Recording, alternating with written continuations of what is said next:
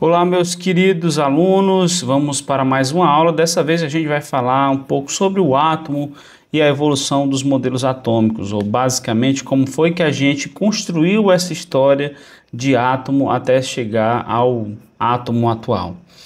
Essa história começa há muitos anos atrás, né? Mas primeiro nós vamos ver o que nós vamos ver de maneira geral nessa aula.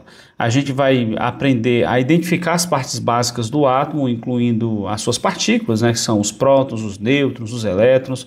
Nós vamos também identificar e descrever as partes básicas dos átomos baseadas no modelo atômico, em cada um dos modelos. E nós também vamos conhecer a história do desenvolvimento dos modelos atômicos até chegar ao modelo atual. Então, para começar, fazendo aqui um apanhado bem geral do que nós vamos ver e do que é necessariamente essa teoria atômica. A teoria atômica ela é um conceito que explica a natureza da matéria, né, como as coisas se comportam também, e ela tenta explicar a estrutura do átomo e as interações que esses átomos têm uns com os outros e com outras moléculas. Lembrando que moléculas são ligações já entre esses átomos.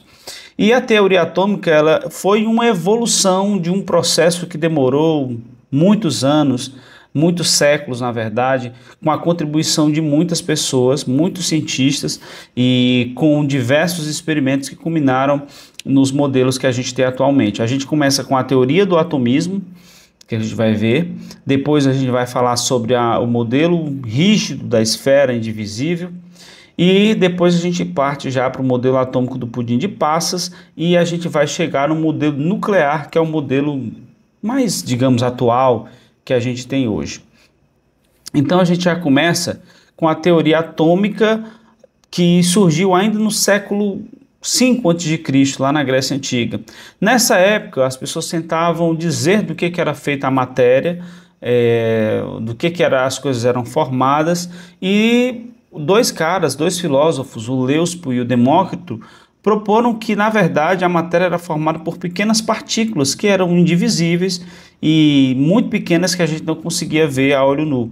A essas partículas, eles deram o nome de átomo, que vem do grego não divisível. Literalmente, átomo significa não divisível.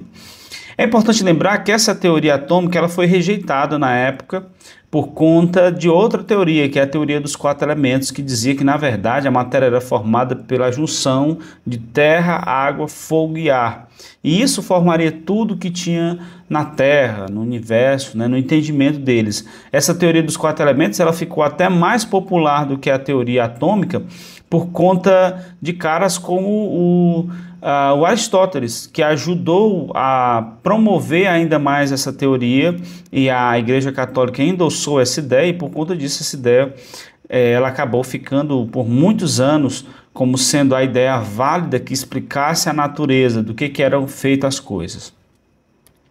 Até que lá no século XIX, o John Dalton, que foi um cara muito importante para o estudo da química, da física, ele retornou essa ideia do átomo proposto pelos gregos, e ele, na verdade, propôs um modelo, porque os gregos tinham dado a ideia do átomo, eles tinham dado a ideia do que seria formada a natureza, a matéria, né?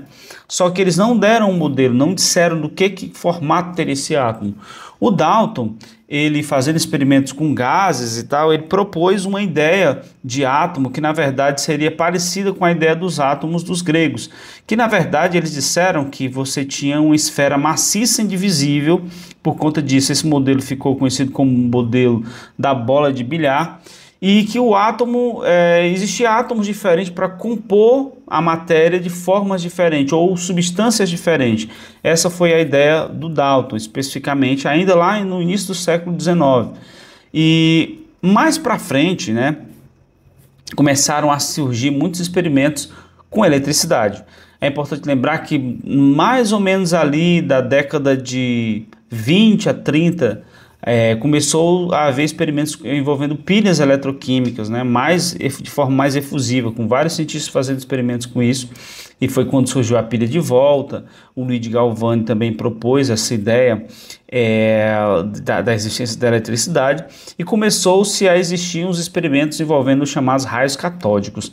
Raios catódicos eram os raios que saíam, né, quando ele pegava um tubo de gás, né? Inclusive tem a ampola de Crookes que serve para exemplificar isso, que ele colocava um gás dentro, e esse gás ficava em ar rarefeito, né? Com baixa pressão. Quando ele colocava uma corrente elétrica, essa corrente elétrica começava a produzir dentro desse tubo uns raios que iam passando de um lado para o outro. Inclusive, esses raios, eles tinham interação com cargas magnéticas ou cargas elétricas. Se você colocava um campo elétrico fora desse tubo, você conseguia desviar esses raios, que ninguém sabia o que era na época. Na época, eles deram o nome de raios catódicos, e por conta disso, muitos experimentos foram sendo feitos, inclusive por conta dos raios catódicos também foram descobertos os raios X, até que na sequência, lá já no início do século XX, um cara chamado John Thomson, ou J.J. Thomson, ele propôs que na verdade essas cargas elétricas que tinham ali era um negócio chamado elétron, que não era uma ideia nova, mas ele aplicou ao modelo atômico, que o modelo era formado por uma massa positiva, que a gente representa aqui como se fosse essa parte meio vermelha, laranja, e essa partezinha que tem bolinhas seria a parte dos elétrons, que era justamente essa parte que era arrancada quando havia o estímulo, né, com essas cargas elétricas que eram colocadas no tubo na ampola de Crookes ou no tubo de Geissler. Esse modelo do Thomson ficou conhecido como modelo do pudim de passas ou pudim de ameixas, justamente fazendo uma analogia, né, de uma massa positiva com as coisinhas enfiadas ali, que seriam os elétrons, assim como tem nesse pudim de passas. E esse modelo ele foi, na sequência, pouco tempo depois, né, se você reparar, um intervalo de quase 100 anos até a proposta desse novo modelo do Thomson, só que o modelo do Thomson não durou assim tanto tempo, porque na sequência, um dos alunos dele, um cara chamado Ernest Rutherford, que era um neozelandês, ou Ernest Rutherford, né? Se você quiser falar a pronúncia correta em inglês, ele fez um experimento já envolvendo radioatividade. Lembrando que nessa época a radioatividade tinha sido descoberta e começou-se a haver vários experimentos envolvendo radioatividade. Na época as pessoas não sabiam, inclusive, que a radioatividade era um negócio tão sério, tão perigoso. E ele colocou uma partícula, um pedaço de chumbo, né? um material que dentro desse pedaço de chumbo só tinha uma saída para um material, que esse material na verdade era o polônio, e esse polônio ele começava a emitir radiação que manchava um papel fotográfico que tinha aqui ao redor. E esse material passava pela folha de ouro, que era uma folha bem fininha, só que ao mesmo tempo eles repararam que estava havendo desvios que não deveriam existir, porque como é que pode? Se a matéria é formada por uma massa positiva, e tem elétrons enfiados, como é que essa radiação está passando e ainda sendo desviada? E aí foi que o nosso querido Ernest Rutherford propôs que na verdade existia muitos espaços vazios no átomo, e esses espaços vazios era por onde essa radiação passava, e se ela estava sendo desviada é porque colidia com alguma coisa que ele chamou núcleo. Foi aí que surgiu a ideia de existência de um núcleo. Esse modelo já é o modelo mais próximo do modelo atual, e ele foi proposto pelo Ernest Rutherford, que foi aluno do Thomson. Então ele propôs em 1911 que na verdade o átomo seria formado por um centro, que era um núcleo, que tinha carga positiva, e os elétrons ao redor. Esse modelo do Rutherford, ele foi um modelo um divisor de águas muito importante para a existência dos modelos atômicos, né?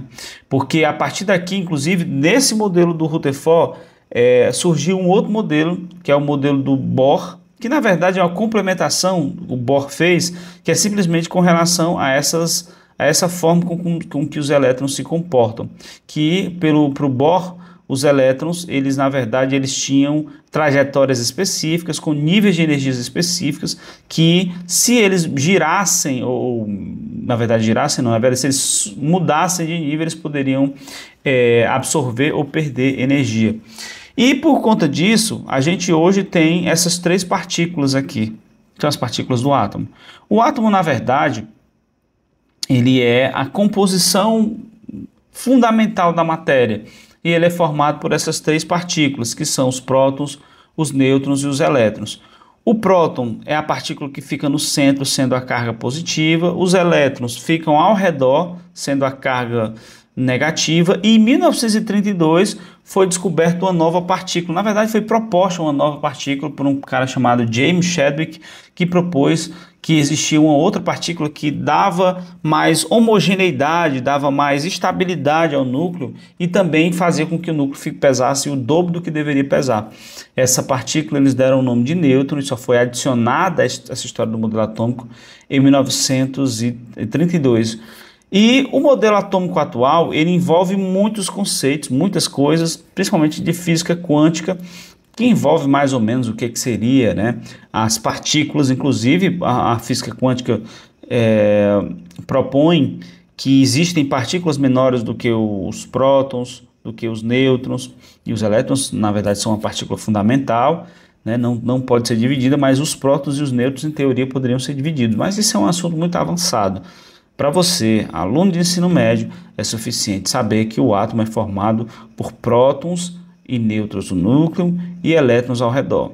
Uma outra coisa interessante é que se a gente fosse ver um átomo a olho nu, porque o átomo tem, o núcleo de um átomo tem cerca de 100 mil vezes o tamanho total do átomo, né? Muito pequeno, né? Muito pequeno mesmo, é que fosse um múltiplo de 100 mil. Então, o que acontece? Se você ampliasse um átomo para ficar do tamanho de um estádio, né, os cientistas dizem que seria do tamanho de um grão de areia, o núcleo, somente o núcleo. O resto seria espaços vazios, inimaginável para a gente. É uma coisa que é muito difícil a gente compreender por conta da nossa tendência de entender o universo extensível, né, aquilo que a gente consegue ver, ou tangível. Mas, enfim, de maneira geral, os átomos têm, se a gente for ver, mais ou menos esse formato. A gente não consegue ver exatamente como é um átomo, a gente consegue prever o seu comportamento, prever o que ele é, na verdade, baseado no seu comportamento. Então, eu agradeço a vocês por esse momento, espero que vocês tenham entendido bem. Aproveite para deixar aquele like aí para ajudar a gente e se inscrever no canal. Muito obrigado e até a próxima.